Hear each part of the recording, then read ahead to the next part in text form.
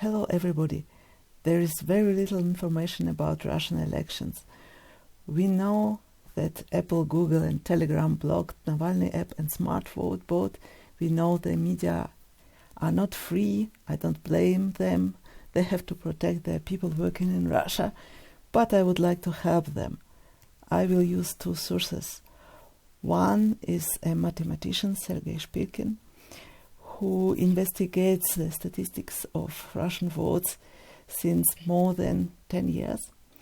This time it was very difficult for him to get the data because you can see the numbers on the side of the government, but you cannot automatically download them to get the big data. But he could overcome these problems and we will see the result. The second one is the investigation of a team of Russian politician Anastasia Brukhanova, and this team is supported by Maxim Katz, and she investigates the anomalies in electronic votes. And now the big data. Shpilkin, his statistics. You see on the horizontal axis the percentage of participation, and on the vertical axis the percentage of votes that get the candidate. This is accumulated over all districts in Russia, and the green one is the United Russia of Putin, and you can see at the beginning of the axis that the districts with small participation have small votes, but you see there are no difference between the districts, not a big peaks, and it is a smooth curve. There is no reason why the districts with participation of 25% should have very different numbers from the districts with 26, 27 or 28% of participation. So we get a smooth curve at the beginning. Then about 40% of participation we get the maximum, and it starts to go down. And there the strange things start to happen. We see the peaks at the round numbers, for example 50, then 60, then 70, 75, 80. These peaks are not normal, and we see these peaks only for the United Russia, for the green line. There is again no reason to have a peak at 75% of participation compared to 76 or 77. The only possible explanation is that the numbers were written by the committee with no fantasy and no possibility to coordinate themselves so as to produce the smooth data. They just decided, okay, we'll write that at our district the participation rate was 75%. Some years ago they tried to explain, please, if you make false information, write some strange numbers, not 75, but for example 86.2. And then we had many districts, I think there were about 10, which had exactly 86.2% percentage of participation. Maybe it explains also this peak, which is not at 85 but at 86. And finally, you see the very big one and 95% of participation. So these are the falsifications, because this peak, you see, it is much bigger for the United Russia. This is not normal Gaussian distribution. This is not possible that this green line is a real one. The red one, it's plausible, and the yellow one as well, but not the green one. On the right, you see the same data displayed as dots. So every dot is one district, and you see again this diagonal distribution to the right above corner. It's absolutely not possible that at the districts with a high participation you have only people who vote for the United Russia. If they would vote, if they would be free in their decision how to vote.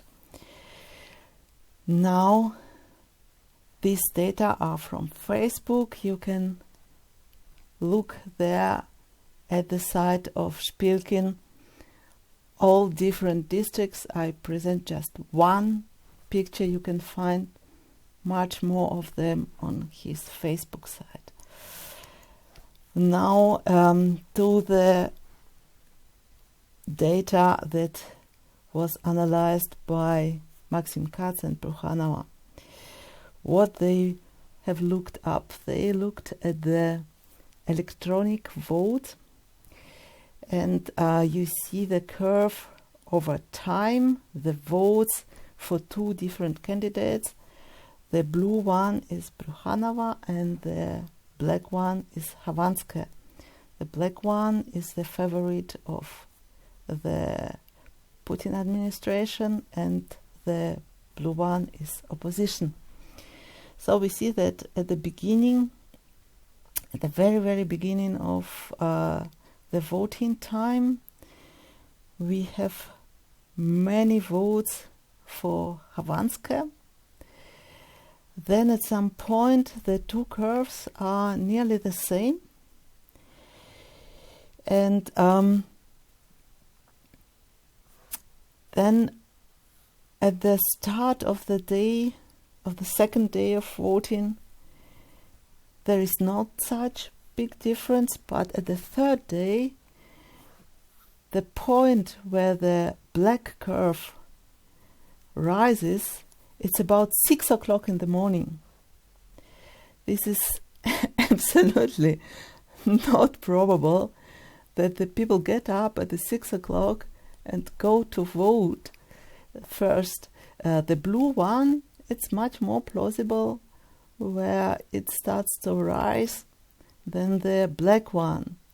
And here again, the very funny thing is the drop in the black curve. We can speculate that maybe the people who were responsible for augmenting, for the artificial augmenting of the votes, they made a pause, or maybe there were some problems with the computers which they used. This drop is not only in this district, and not only for Brukhanova versus Havanskaya, but for all opposition candidates, and all candidates, compared to all candidates of administration. All administration candidates have this drop. This is a very unnatural thing that happens there. And then they probably decided at the middle of the day that, or they saw already that it is enough, and they stopped to artificially augment this curve. And then we see that the black one is not much higher as the blue one. So this artificial higher position of the black curve stopped. And another point is, how could they manage to get these artificial votes inside the system? Probably they used some voting bots. We see in this diagram the participation of different electronic voters. And you see that normally it's about 90% of people who registered for the electronic voting also participated. But then there is on one place, and exactly about, I don't remember exactly how many, about 10,000 voters who were registered one after another. So it's a same package, so to speak. They have less than 80% of participation. Why this? And then at the very end you have another package which did not participate at all. Also very strange thing. The explanation could be that last time that they used electronic voting system, the participation in this system was at about 70 to 8%. So as they tried to falsify it, and in order to not be visible, they decided, okay, the artificial voting bots should not all participate, by only 80% of them. So in this package they decided to make the voting percentage at this level. So this is also a very strange anomaly. And I am a mathematician, and I enjoy very much how the big data can show us what was the truth. You can go back to these curves and really compute how much is the difference, so how many votes are the false one. You can do it on this graph. You can do it also here, the area between the green curve and the probable green curve, which should come from the Gaussian, shows us how many false votes there were introduced in this election. So, dear students, learn statistics, learn how to deal with big data, and information and big data is a big power that even can help to show the truth. Thank you. Goodbye.